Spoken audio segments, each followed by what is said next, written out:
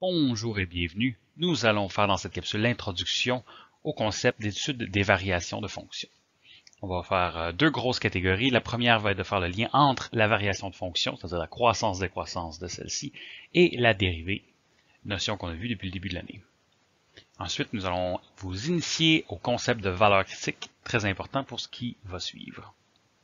Je vais passer avec vous à travers l'activité préparatoire. Donc ici, dans la première question, je vous demandais de dessiner deux droites tangentes à chacune des courbes. Donc, on va regarder la fonction f de x séparément pour l'instant, la première fonction à votre gauche. Donc, si vous avez dessiné les tangentes correctement, vous devriez avoir à chacun des points quelque chose qui ressemble à ça.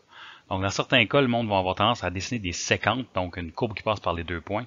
Moi, ici, je demandais deux courbes séparées.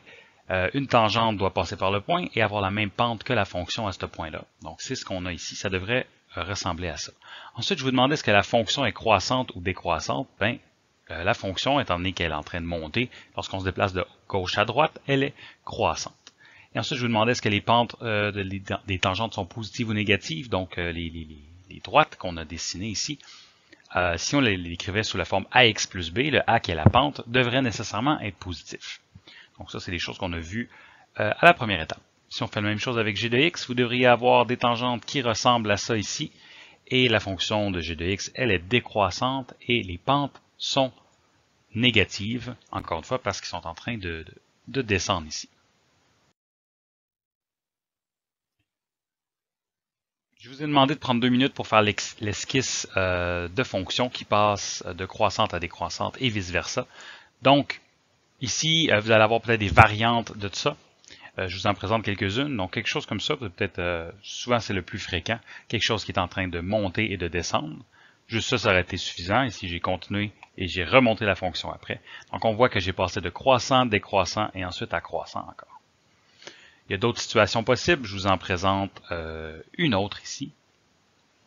Donc, vous voyez que la fonction est croissante et ensuite décroissante. Par contre, à cet endroit-là, j'ai une asymptote verticale ici, mais j'ai jamais dit qu'il fallait que la fonction soit continue. Donc, c'est une possibilité ici qu'on a pour l'allure de graphique qui monte et qui descend et vice-versa. Maintenant qu'on a passé à travers l'activité préparatoire, allons-y dans le vif du sujet. Donc, premièrement, je vous ai mis un théorème ici. Le théorème, en fait, résume ce qu'on vient de dire, le fait que lorsque la dérivée est plus grande que 0, si on veut la pente de la tangente est positive, alors la fonction est nécessairement croissante. Et que si la pente de la tangente est négative, ou si on veut que f' de x est plus petit que 0, alors la fonction est nécessairement décroissante. C'est ce qu'on vient de dire essentiellement. On regarde la pente de la tangente et ça nous dit est-ce que la fonction est croissante ou décroissante. Donc, allons-y avec un exemple. J'ai une fonction f de x qui est égale à 3x moins 9 à la 2 et on veut montrer que la fonction est croissante. Et si on veut montrer que la fonction est croissante, le théorème nous dit essentiellement que tout ce qu'on a besoin de faire, c'est de montrer que la pente de la tangente est plus grande que 0. Ou en d'autres mots, que la dérivée est plus grande que 0 lorsque x est égal à 4. Donc, allons chercher la dérivée, on va avoir besoin de ça. Donc ça revient à ce qu'on vient de faire à l'étape précédente, ou au courant de l'étape plutôt. Le fait que la dérivée, donc on dérive de l'extérieur, l'intérieur reste intact, multiplié par la dérivée de l'intérieur, qui ici donne 3. Ici, j'ai regroupé ensemble. Ça n'aurait pas été nécessaire, on aurait pu aller directement avec la deuxième ligne. Mais on a notre dérivée. Et comme j'ai dit, on veut montrer que la dérivée est plus grande que 0. Mais faites attention ici, on veut montrer qu'elle est plus grande que 0 lorsque x est égal à 4. Donc, ce qu'on va faire, c'est qu'on va rentrer 4 à l'intérieur et ça nous donne que la pente de la tangente est égale à 18. On a déjà trouvé les équations de tangente et pour trouver la pente de la tangente, essentiellement, c'est juste ça qu'on fait ici. Mais ce qui nous intéressait ici, c'est pas nécessairement le 18, c'est le fait que c'est plus grand que 0. Comme c'est plus grand que 0, la fonction est nécessairement croissante et on a réussi à répondre à notre question. On a réussi à montrer que la fonction est croissante à x égale à 0, à x est égal à 4, parce que la dérivée est plus grande que 0. Donc, on a parlé dérivée plus grande que 0, dérivée plus petite que 0. Mais qu'est-ce qui arrive si on a ni l'un ni l'autre? Donc, la dérivée n'est pas plus grande que 0 ni plus petite. Il nous reste vraiment deux options. On pourrait penser qu'il ne nous en reste qu'une. Il y en a une qui est évidente. Si c'est pas plus grand ou plus petit, ben, ça pourrait être égal à 0. Mais il y a aussi la situation où la dérivée ne peut juste ne pas exister. Donc, il ne faut pas l'oublier celle-là. Soit on a tendance à l'oublier. Donc, faites attention à ça. Ça, on appelle ça des valeurs critiques. Les endroits où la fonction est égale à 0, où elle n'existe pas, c'est des valeurs critiques. C'est les endroits que ça va devenir des endroits très importants dans notre analyse. Donc, ici, je vous demande à gauche de dessiner un exemple où la fonction, où la dérivée est égale à 0.